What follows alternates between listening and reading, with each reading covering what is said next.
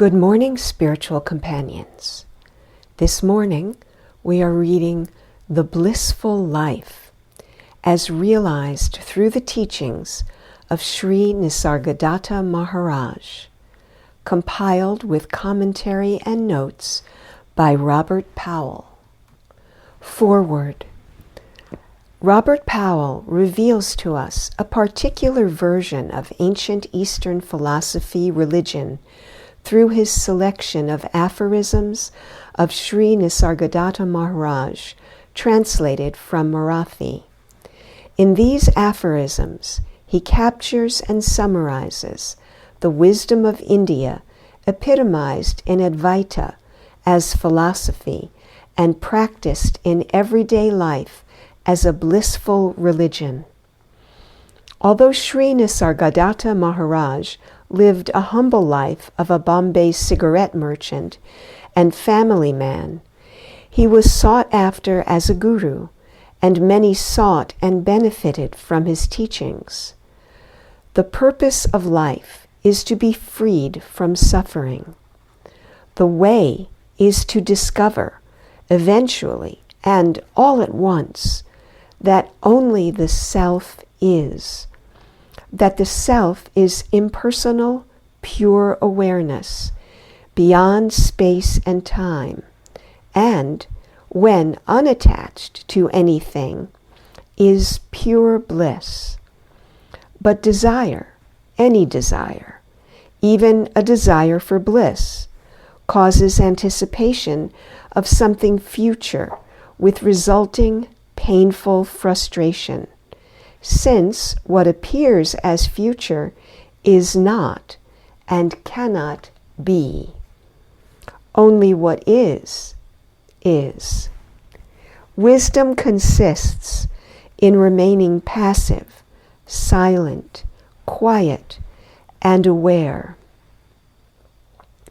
Once you know yourself and are neither attached nor detached to your actions, whatever you do is right. One does not seek to change the world, even to make it better, for such improvement is irrelevant to the Supreme Self, which can remain blissful only by remaining aloof and attentive to its inattention to mind-body distractions. Powell's selection of aphorisms and his comments on them emphasize many subtleties inherent in the wisdom of Maharaj. His book should provide profound inspiration for those willing to actualize authentic Eastern wisdom. Archie J. Baum, Department of Philosophy, University of New Mexico, Albuquerque, New Mexico. Preface. On September 8th, 1981, died one of the most remarkable spiritual teachers of his time, and even in the history of mankind, Sri Nisargadatta Maharaj. It is to his immortal memory that the present volume is reverentially dedicated. This book attempts to distill the essence of the teachings of Maharaj from the available information and present the result in terms that are readily intelligible and do not require any specialized religious or philosophical knowledge or aptitude. A considerable part of what has been recorded of Maharaj's teaching is contained in the monumental work, I Am That, a collection of conversations with Maharaj, translated from tape recordings in the original Marathi language by Maurice Friedman. The latter was a brilliant Polish electrical engineer and inventor who spent about half a century in India, where he immersed himself in the ancient teachings of Advaita, non-duality. Friedman died on March 9, 1976, at the age of 75, just as Paul Brunton discovered and introduced to the West that other great Indian sage, Sri Ramana Maharishi, so Friedman was the first to translate and make known to a wide audience Sri Nisargadatta Maharaj. The world owes a debt of gratitude to Friedman, for without his initiative and untiring efforts, this treasure would not have been available. Today, more than ever, mankind is sorely in need of enlightenment on a spiritual level. We have technological information in abundance, and it is rapidly increasing all the time, but has failed to relieve sorrow and conflict. Ignorance, that is, the fundamental kind of ignorance about what we are and the right way to live, is rampant. The threat of a nuclear holocaust is ever with us. Man still has not found peace within himself. Maharaj points to a way out of our predicament. In this writer's view, there is no other way. Acknowledgment. The statements attributed in this book to Sri Nisargadatta Maharaj have been quoted verbatim from I Am That, Talks with Sri Nisargadatta Maharaj, translated from the Marathi tape recordings by Maurice Friedman, revised and edited by Sudhakar S. Dikshit, 3rd edition, Bombay Chaitanya Private Limited, 1981, U.S. edition, Durham, North Carolina, The Acorn Press, 1982. I am extremely grateful to Mr. Dikshit, its editor and publisher, for permission to use this work as source material, and, more generally, for the trust he has granted me in undertaking this project. The commentaries on the teaching and aphorisms by Sri Nisargadatta Maharaj appearing in the present collection are the sole responsibility of the compiler. Part 1. Sri Nisargadatta Maharaj, the Man and His Teaching. A short introduction. Let me first say a few words about the spiritual dimension of our existence, which most people have yet to discover. The spiritual life starts with self-inquiry and ends with self-inquiry. It is an endless journey. Why should the reader, who may be a complete novice to all of this, and perhaps consider he has many more pressing and worthwhile things to do in his life, even bother to take an interest in such matters? What is the point of self-knowing, and has it got any meaning at all, except perhaps as an indulgence in some form of esotericism or mysticism? Maharaj was once asked about the self. Is the search for it worth the trouble? Back came the terse reply, without it, all is trouble. If you want to live sanely, creatively, and happily, and have infinite riches to share, search for what you are. Page 221 of the book I Am That. On another occasion, when asked whether self-realization is really that important, his answer was, without it, you will be consumed by desires and fears, repeating themselves meaninglessly in endless suffering. Most of the people do not know that there can be an end to pain. But once they have heard the good news, obviously going beyond all strife and struggle is the most urgent task that can be.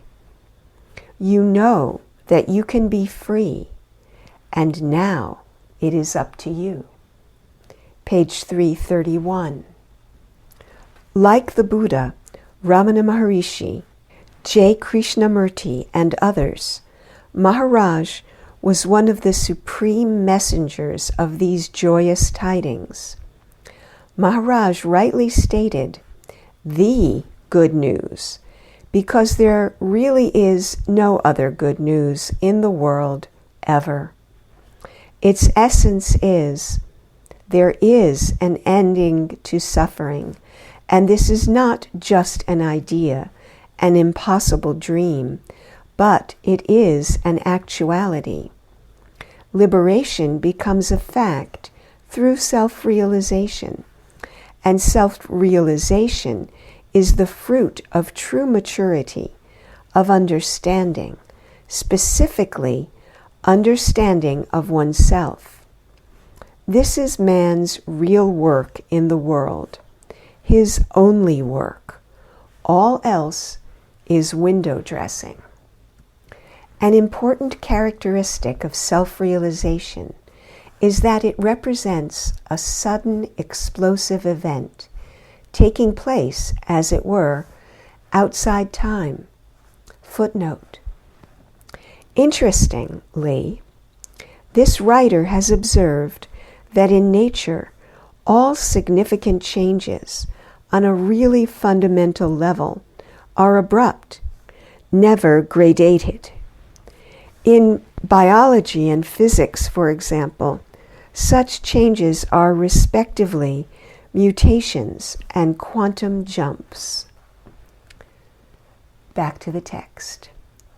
Now, people of a theoretical disposition who never actually experience this thing have speculated for many years about the nature of self-realization, and some of them have advanced the notion that it concerns a gradual process which entails various stages. Thus, they have built an entire hierarchy dependent upon which particular stage a person has attained. Maharaj has this to say on the subject. There are no steps to self-realization. There is nothing gradual about it. It happens suddenly and is irreversible. You rotate into a new dimension, seen from which the previous ones are mere abstractions. Page 331. And also, there can be progress only in the preparation. Realization is sudden. The fruit ripens slowly, but falls suddenly and without return. Page 332. According to Maharaj, one of the first things one can usefully do if one wishes to embark upon the spiritual life is to ask oneself the question, who am I? In this, as in many other aspects, Maharaj's approach is akin to Ramana Maharishi's. This need not be surprising, as both teachings have their root in the Upanishads. But since the Upanishads are a wisdom or truth teaching, the link between these masters and the scriptures may be wholly fortuitous. For generally it is found that truly enlightened sages came to their state of understanding through a direct intuition or realization of the truth rather than via study of the scriptures. Similarly, their teaching may either employ these scriptures as a teaching aid or do without them entirely, as befitting the student's background. The latter approach, for example, may prove highly suitable with most Westerners not steeped in any Oriental tradition, whereas Orthodox Hindus may best be touched by showing them the hidden meaning of the formalized teaching. Maharaj, because of the historical facts of his birth and upbringing in a Hindu society, was eminently equipped for such a dual teaching capability. Although the word guru is very loosely used these days and has been applied also to Sri Nisargadatta, Maharaj was quite unlike the typical guru who demands strict obedience and cultivates an attitude of psychological dependence on the student. These words by Maharaj define the task of the teacher with great brevity and uncommon clarity. The only help worth giving is freeing from the need for further help. Repeated help is no help at all. Do not talk of helping another unless you can put him beyond all need of help. Most works dealing with a great philosophical or religious figure seek to fit him into proper perspective by comparison with other thinkers, classifying him as belonging to a particular school of thought. Or, if the man is simply too innovative to place him anywhere, they create a new school of thought around him. In this way, they hope to fix his position in his field once and for all. I will not submit to the temptation to treat Maharaj in this fashion, for the latter was uniquely his own man, and his teaching does not lend itself in the least to such facile pigeonholing. The fact of the matter is that Maharaj transcended the limitations of his humanness and emerged as a full-fledged enlightened being, to whom our conventional classification schemes no longer have any relevance. He himself stated in this connection, "Do not look for me in identification with or opposition to something. I am where desire and fear are not." Page 238. Maharaj was an unsophisticated working man with little formal education who spoke only Marathi. He never studied the Upanishads. His attitude towards scriptures is summed up by his statement, "To know scriptures only is to know nothing." He transformed himself entirely through his own meditation and life experience, although he gives full credit to his guru, who provided him with the necessary initial directions. End of section. End of today's reading.